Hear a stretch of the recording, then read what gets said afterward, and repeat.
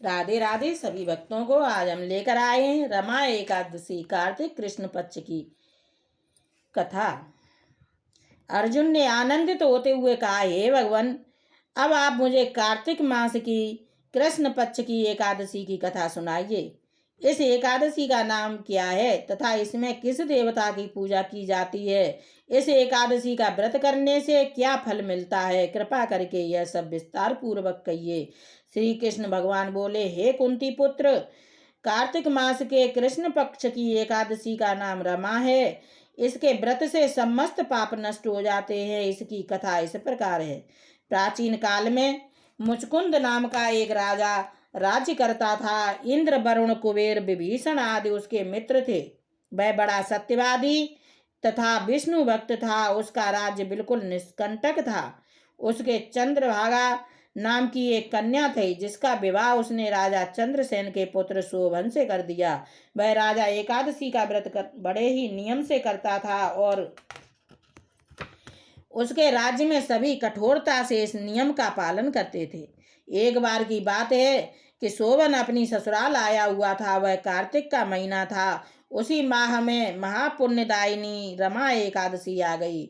इस दिन सभी व्रत रखते थे। चंद्रभागा ने सोचा कि मेरे पति तो बड़े कमजोर हृदय के हैं, वे एकादशी का व्रत कैसे करेंगे, जबकि पिता के यहाँ तो सभी को व्रत करने की आज्ञा है। मेरा पति राजाज्ञा मानेगा तो बहुत कष्ट पाएगा। चंद्रभागा को जिस बात का डर था वही हुआ। राजा ने आज्ञा जारी की कि इस समय उनका दामाद राज्य में पधारा हुआ है, अतः सारी प्रजा विधि पूर्वक एकादशी का व्रत करे। जब दशमी आई तब राज्य में ढिंडोरा पिटा। उसे सुनकर शोभन अपनी पत्नी के पास गया और बोला, हे प्रिय, तुम मुझे कुछ उपाय बतलाओ, क्योंकि मैं व्रत नहीं कर सकता। यदि मैं व्रत करूंगा तो अवश्य ही मर जाऊंगा। इस पर चंद्रभागा बोली, हे प्राणनाथ, मेरे पिताजी के राज्य में एकादशी के दिन कोई भी भोजन नहीं कर सकता। यहाँ तक कि हाथी, घोड़ा, ऊंट, पशु आदि भी तृण, अन्न, जल आदि ग्रहण नहीं करते। फिर भला मनुष्य कैसे भोजन कर सकते हैं? यदि आप व्रत नहीं कर सकते तो किसी दूसरे स्थान पर चले जाइए, क्योंकि यदि आप यहाँ रहेंगे तो आपको व्रत तो अवश्य ही करना पड़ेगा। उस पर शोभन ने कहा, हे प्रिय, तुम्हारी राय उचित है, किंतु मैं व्रत करने के डर से किसी दूसरे स्थान पर नहीं जाऊंगा। अब मैं व्रत अवश्य ही करूंगा, परिणाम चाहे कुछ भी क्यों ना हो। भाग्य में लिखे को भला कौन मिटा सकता है। उसने एकादशी का व्रत किया और भूख और प्यास से अत्यंत व्याकुल होने लगा। सूर्य नारायण भी अस्त हो गए और जागरण के लिए रात्रि हुई। वह रात्रि शोभन को दुख देने वाली थी। दूसरे दिन सूर्योदय होने से पहले ही भूख प्यास के कारण शोभन के प्राण पखेरु उड़ गए। राजा ने उसके मृत शरीर को जल प्रवाह करा दिया और अपनी पुत्री को आज्ञा दी कि वह सती न हो और भगवान विष्णु की कृपा पर भरोसा रखे। चंद्रभागा अपने पिता की आज्ञा अनुसार सती न हुई। वह अपने पिता के घर रहकर एकादशी के व्रत करने लगी। उधर रमा एकादशी के प्रभाव से शोभन को जल से निकाल लिया गया और भगवान विष्णु की कृपा से उसे मंदराचल पर्वत पर धन धान्य से युक्त तथा शत्रु रहित देवपुर नाम का एक उत्तम नगर प्राप्त हुआ। उसे वहां का राजा बना दिया गया। उसके महल में रत्न तथा स्वर्ण के स्तंभ लगे हुए थे। राजा शोभन स्वर्ण तथा मणियों के सिंहासन पर सुंदर वस्त्र तथा आभूषण धारण किए बैठा था। गंधर्व तथा अप्सराएं नृत्य कर उसकी स्तुति कर रही थीं। उस समय राजा शोभन दूसरा इंद्र प्रतीत हो रहा था। उस समय मुचकुंद नगर में रहने वाला सोम शर्मा नाम का एक ब्राह्मण तीर्थ यात्रा के लिए निकला हुआ था। घूमते घूमते वह उसके राज्य में जा पहुंचा। उसको देखा।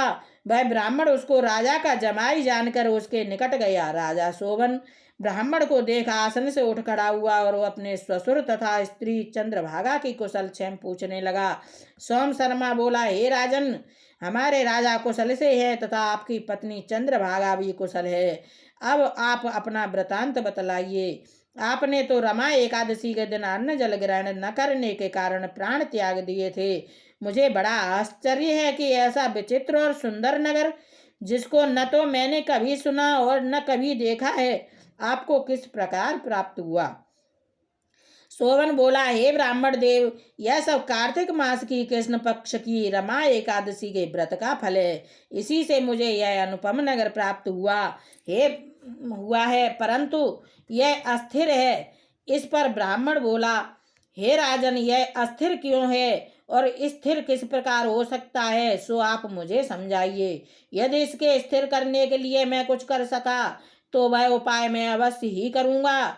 सोवन बोला, हे देव, मैंने यह व्रत विवश होकर तथा श्रद्धा रहित किया था, उसके प्रभाव से मुझे यह अस्थिर नगर प्राप्त हुआ।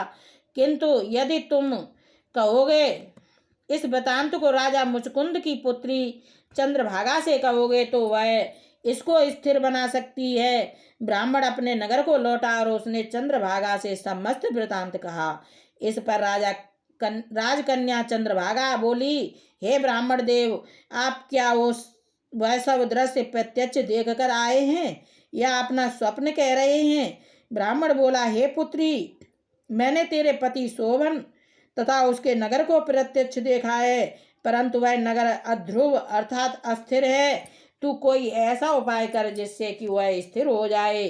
चंद्रभागा बोली, हे महाराज, आप मुझे उस नगर में ले चलिए। मैं अपने पति को देखना चाहती हूँ।